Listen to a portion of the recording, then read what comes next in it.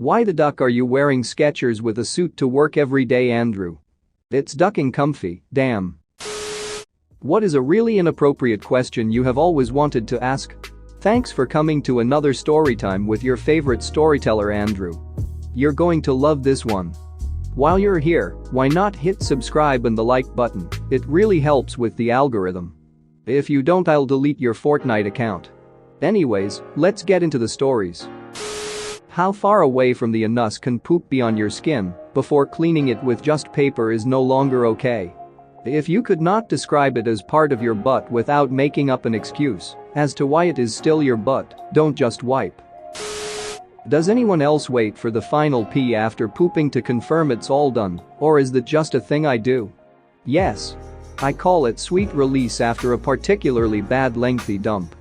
Edit. Yes, I named it before the thread, and no, I don't have any other names for other bodily functions, unless you count me referring to cooming occasionally as pee-pee upchuck. Why do you play music loudly out of your phone? Is it because you can't afford headphones? Do you figure you'd be the DJ for the whole train car to make everyone's commute more fun? Do you think the music is so good and revolutionary that it must be shared with everyone? I'm genuinely curious about the thought process here. How the hell did you get this job, you ignorant, stupid, useless, lazy duck? Every time my boss asks me how to spell a simple word or edit atrociously written emails, I ask myself, how the duck do you have a doctorate? Edit. To the people who keep asking. No, she is not dyslexic. She is also not brilliant at what she does, dentistry. I've worked at this clinic 11 years, and after she took over 5 years ago, she's managed to lose over half of our patients because her skill set only goes as far as cleanings, fillings, and the odd crown. For everything else, she refers our patients to other doctors. Many got sick and tired of always having to go elsewhere to get work done, so they left. She's been a dentist for 20 years, by the way, so this is not something that's new to her. And no, she is not profoundly brilliant in other ways. She's quite shallow and materialistic, to be honest. Loves celebrity gossip and such. Everything I know about her and continue to learn is why I question how she managed to get a doctorate. Edit 2. Oh, and I know her father was quite wealthy, so that is one guess as to how she managed to get where she is. Why is every Latino neighborhood I've lived in so damn loud? Is there some cultural stigma against playing music that can't be heard by the whole block? Noise is deeply rooted in our cultures. I'm Mexican, and in my hometown it is very hard to find a quiet neighborhood. We have noisy events all around us, all the time. The damn church bells, fireworks to celebrate a saint, vending trucks with loudspeakers, crazy evangelists from fringe Christian sects preaching in a corner, people having house parties with loud music at 2 a.m., etc. The police won't even bother to knock on their doors if you file a report most of the time, and if they do, there is nothing they can do without a warrant. Another really popular thing is to pimp cheap Chinese-made scooters with sound systems and blast awful music through the streets. The latest damnation for those of us that like peace and quiet are smartphones. Now every jerk with a $100 phone can blast his or her tunes.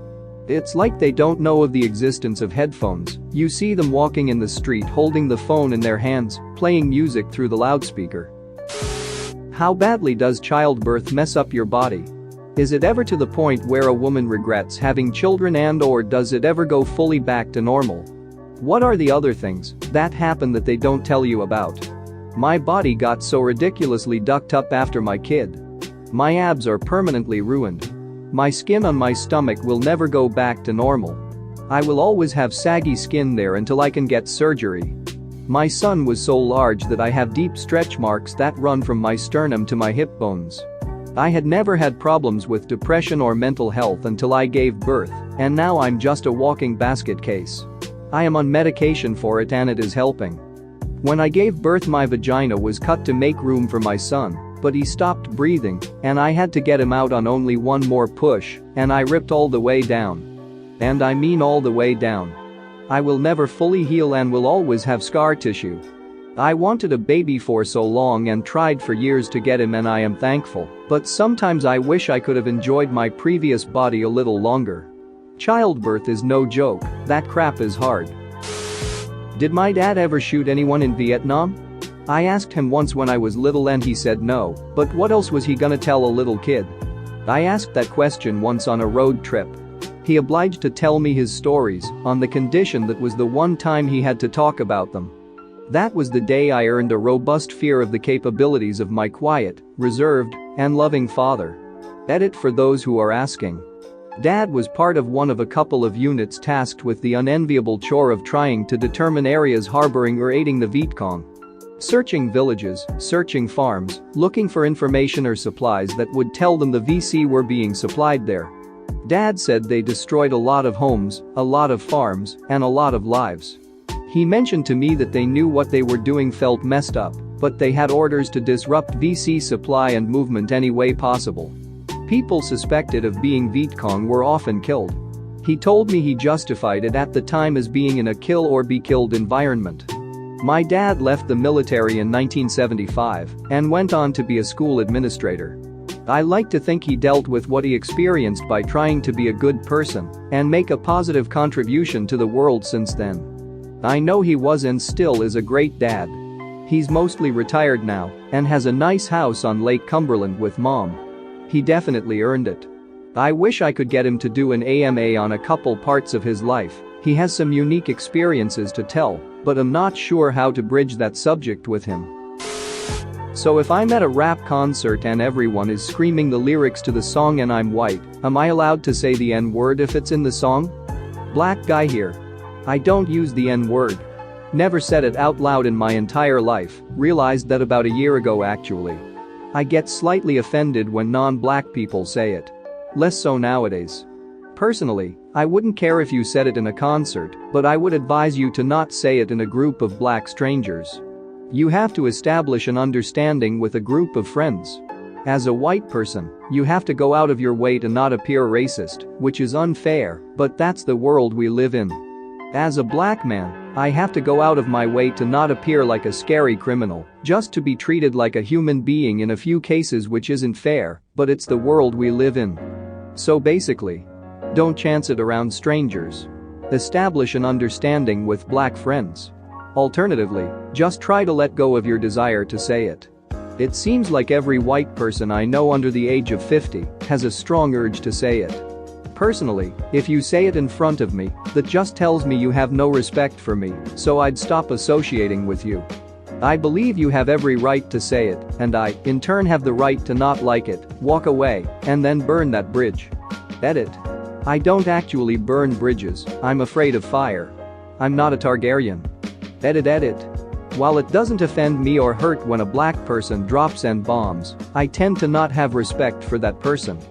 But 99% of the time, the type of black person that uses the N-word didn't have my respect in the first place. There are a few exceptions, mainly the people who know that using it is a fault.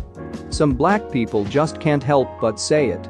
I know I can't help myself saying nice or lols in everyday conversation, so I imagine it's just hard sometimes, especially when you grow up in that environment. At the same time though I grew up in that environment. I guess I was just enough of an outsider, fat, quiet all the time, artist, computer dork before it was cool to know how to do computers, etc. etc. So I never got into what all my peers got into.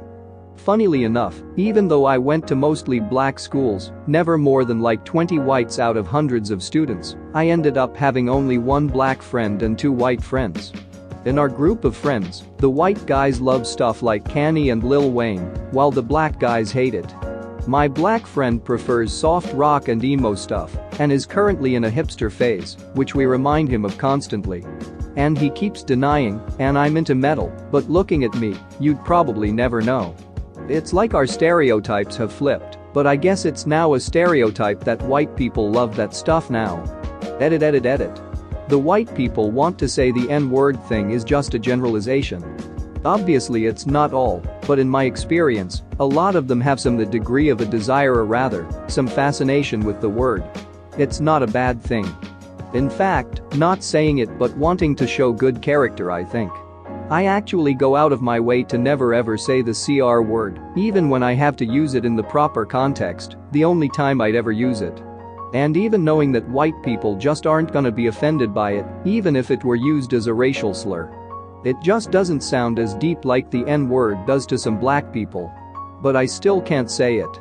I can't say any racial slurs, except maybe Frenchman and gobshite and Justin Bieber lover, no offense.